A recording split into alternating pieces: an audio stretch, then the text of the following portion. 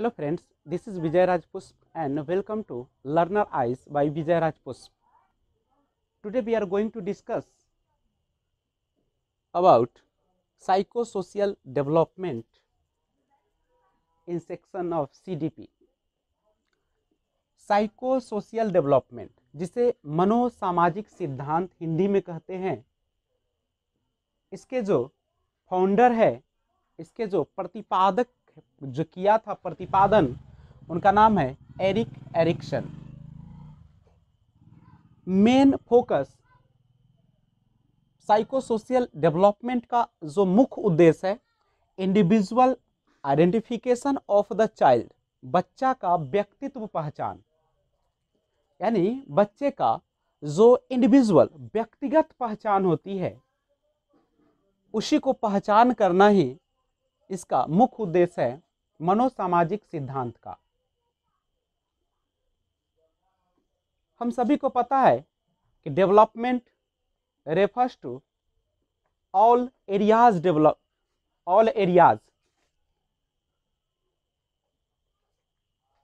just like physical, cognitive, social, linguistic, emotional and moral। तो जितने भी डेवलपमेंट के एरियाज हैं, उन सब में इम्प्रूव करना, डेवलपमेंट करना ही इसका मुख्य उद्देश्य है, और इसे हम लोग साइकोसोशियल डेवलपमेंट के नाम से जानते हैं। तो आप सभी को पता है कि जो डेवलपमेंट की प्रक्रिया होती है, वह स्टेज बाय स्टेज, यानी एक सीक्वेंस और एक क्रम को फॉलो करती है। लेकिन इंडिविजुअल डिफरेंसेस, व्यक्तिगत भिन्नताएं पाई जाती है। वह जो परिवर्तन होते हैं, सभी बच्चों में एक समान ढंग से नहीं होते हैं, सबों में अलग अलग ढंग से होते हैं। तो स्टेजेस ऑफ साइकोसोशियल डेवलपमेंट, मनोसामाजिक सिद्धांत की अवस्था हम लोग देखेंगे। स्टेजेस ऑफ साइकोसोशियल डेवलपमेंट, मनोसामाजिक सिद्धांत की अवस्थाएं।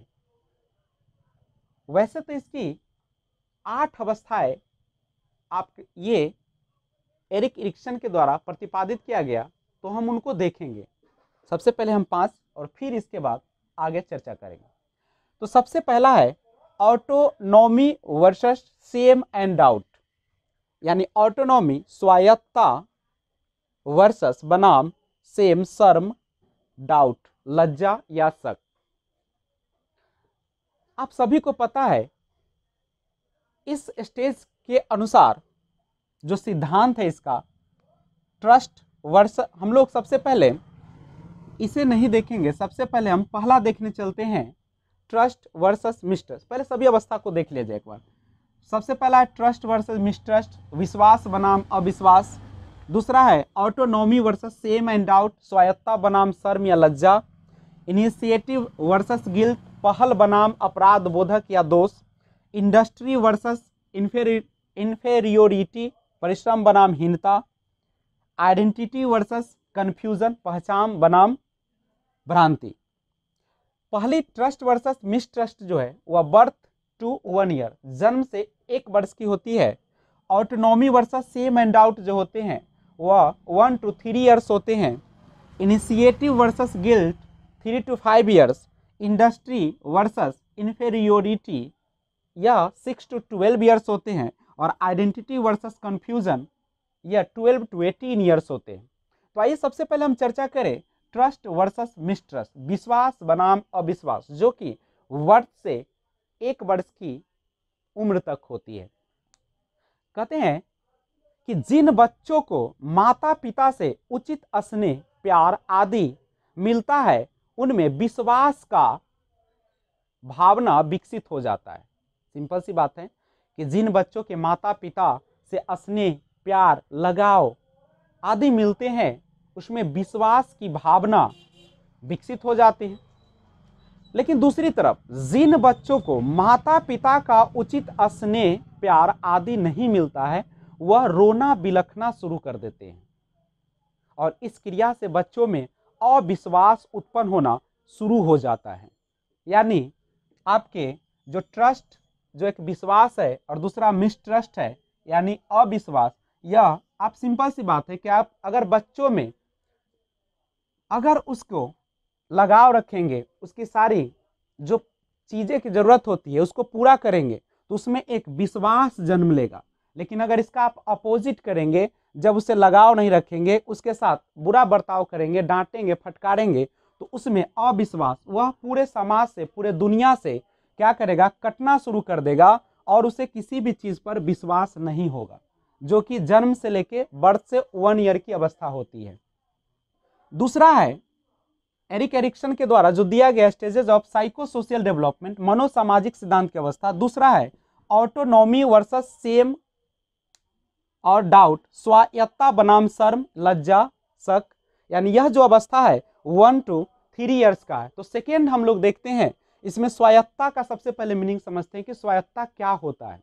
तो कहता है कि स्वायत्ता का अर्थ होता है स्वयं से, अर्थात जब बच्चे खुद से खाना, कपड़ा पहनना तथा शौच करना ज्यादा पसंद करने लगते हैं और वे दूसरों पर निर्भर रहना नहीं चाहते हैं, तो यह स्वायत्ता कहलाता है। दूसरी ओर बहुत ही सख्त माता पिता जब काम करने पर डांटते हैं तो वो बच्चे अपने ही अंदर शक का अनुभव करने लगते हैं और वो शक करना प्रारंभ कर देते हैं।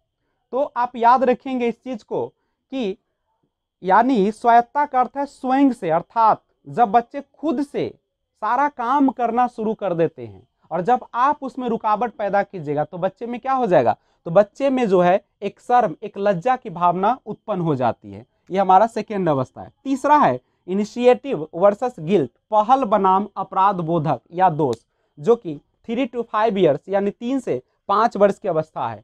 तो तीसरी अवस्था है, कहता है इसमें कि जब बच्चे में समझने की क्षमता का थोड़ा विकास हो जाता है, अंडरस्टैंडिंग पावर थोड़ा सा आ जाता है बच्चे में, तो उसमें कहता है कि जिज्ञासा यानी क्यूरियोसिटी बढ़ जाती है और वह बहुत ज्यादा उत्सुक हो जाता है। उत्सुक होने की वजह से वह पहल करता है। दूसरी तरफ जब माँ बाप उसकी उत्सुकता को दबा देते हैं, उसे डांट देते हैं, तो दोष भाव, गिल्ट फीलिंग उत्पन्न होना शुरू हो जाता है। तो आप याद रखेंगे, ध्यान रखेंगे कि बच्चे में जब अंडरस्टैंडिंग पावर आने लगती है तो आपको बच्चे की जो क्यूरियोसिटी जो उत्पन्न होती है, उसे जानने की, इस दुनिया को समझने की, यानी वह हर चीज में एक नए नए तरह का क्वेश्चन करना शुरू कर देता है, हर चीज को जानना चाहता है। तो आप उसको डांटे नहीं बल्कि उसके सारे जवाब को किसी भी तरीके से देने का प्रयास करेंगे, तो बच्चे जो होंगे पहल करेंगे और अगर ऐसा नहीं कर पाते हैं तो बच्चा जो है अपराध बोधक या दोष का शिकार हो जाएगा और अपराधी प्रवृत्ति का हो जाएगा। चौथा है इंडस्ट्री वर्सेस इन्फेरियरिटी, ये होता है परिश्रम बनाम हीनता, 6 to 12 ईयर्स। तो ये फोर्थ है, इसमें कहता है कि जब बच्चे की क्रियात्मक कौशल, मोटर स्किल्स, आप जानते हैं मोटर स्किल्स में 2 पार्ट्स होते हैं, एक होता है जिसको हम बोलते हैं फाइन मोटर स्किल्स और एक होता है ग्रॉस मोटर स्किल्स। फाइन में क्या होता है, तो उसमें जो होते हैं हमारे स्मॉल मसल्स जो होते हैं वो पार्ट्स, जैसे हमको लिखना अगर है तो देख रहे हैं कि आप इसमें उंगली का छोटा पार्ट से इसमें हिस्सा लेते हैं, पूरा हाथ हिस्सा नहीं ले रहे हैं। तो लेकिन जब ग्रॉस मोटर होते हैं तो उसमें बड़े बड़े मसल्स, बिग मसल्स उसमें पार्टिसिपेट करते हैं। जैसे अगर हम साइकिल चलाते हैं तो हमारा पूरा बॉडी काम करता है, जब हम तैरते हैं तो उसमें हमारा पूरा बॉडी काम करता है। तो कहता है कि जब बच्चे की क्रियात्मक कौशल, मोटर स्किल्स विकसित हो जाते हैं तो बच्चा काम करना शुरू कर देता है और इस समय में बच्चे माँ बाप का हर काम करने की कोशिश करता है, तो इसे परिश्रम कहते हैं। दूसरी तरफ अगर आपने बच्चे को कोई काम दिया और उस बच्चे की काम करने की क्षमता कम है तो वह उस काम को नहीं कर पाएगा, इसलिए उससे हीनता आना शुरू हो जाती है। आप सभी को पता है कि सभी बच्चे में इंडिविजुअल डिफरेंसेस पाई जाती है और सभी बच्चे में जो काम करने की एक एबिलिटी होती है वह एक समान नहीं होती, किसी किसी बच्चे में वो कम होती है, लेकिन जब वह किसी काम को नहीं कर पाता है तो उसमें जो होती है हीनता की भावना बढ़ना शुरू हो जाता है। तो यह इंडस्ट्री वर्सेस इन्फीरियरिटी। पांचवा जो अवस्था है आइडेंटिटी वर्सेस कंफ्यूजन, पहचान बनाम भ्रांति, जो 12 से 18 ईयर्स का है। आप गौर करें एक बार फिर से, ये जो 3 से 5 ईयर्स है आप देख चुके हैं इससे पहले भी, ये आपका प्री लेटर आपका चाइल्डहुड पीरियड भी है, जो कि आपने देखा होगा 2 से 6 वर्ष, जो कि जनरली यहाँ 3 से 5 है। तो ये प्री लेटर है, जिसे हम लोग कह सकते हैं पूर्व बाल्या अवस्था। और यह जो अवस्था होती है इंडस्ट्री वर्सेस इन्फिनिटी, जो कि 6 से 12 यानी जो जनरली 7 to 11 ईयर्स होते हैं, यह आपका पोस्ट चाइल्डहुड या लेटर चाइल्डहुड के नाम से भी जाना जाता है, यानी उत्तर बाल्यावस्था। और यह देखिए आइडेंटिटी, ये सबसे महत्वपूर्ण होता है किसी बच्चे के बनने और बिगड़ने का। आइडेंटिटी यानी पहचान, कन्फ्यूजन यानी आपका भ्रांति, यानी उलझन में बच्चा रहता है, यह होता है 12 to 18, जो कि हम एडोलसेंस या किशोरावस्था के नाम से जानते हैं। अगर इस अवस्था में बच्चे को सही प्रॉपर गाइडेंस नहीं दिया गया, अगर अच्छे दिशा में नहीं बढ़ा, तो वो समाज के लिए घातक बन सकता है। यानी इस आयु में बच्चों में अपनी पहचान जानने और बनाने की बहुत ज्यादा उत्सुकता होती है। वे जानने की कोशिश करते हैं कि वे कौन है, उनका क्या उद्देश्य है, उनका उद्देश्य उन्हें को कहां तक लेकर जा सकता है। दूसरी तरफ जब बच्चे उद्देश्यपूर्ण काम नहीं करते हैं, तो उनके पास बहुत सारे रास्ते खुले होते हैं। अगर उन्होंने एक ही उद्देश्य बनाया हो, तो बच्चे उसी को ध्यान में रखकर चलेंगे, अतः वहां से कोई भी भ्रांति या कंफ्यूजन नहीं होगी।